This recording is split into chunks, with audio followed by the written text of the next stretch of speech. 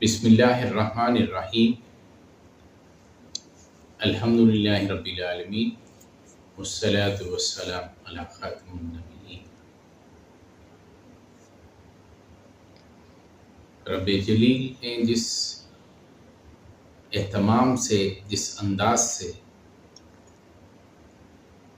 اپنے کلام کی حفاظت فرمائی ہے، اسی طرح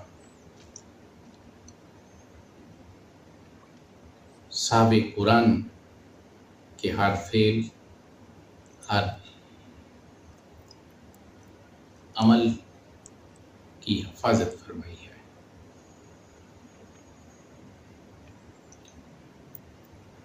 ابو سلمہ بن نفیل السکونی رضی اللہ عنہ سے روایت ہے کہ ہم ایک مجلس میں نبی محتشم صلی اللہ علیہ وسلم کے ہمراہ تشریف فرما تھے۔ صحابہ کرام میں سے ایک صحابہ نے نبی محتشم صلی اللہ علیہ وسلم سے پوچھا،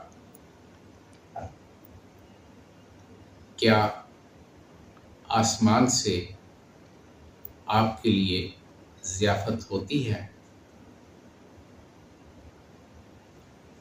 نبی کریم صلی اللہ علیہ وسلم نے فرمایا، ہاں۔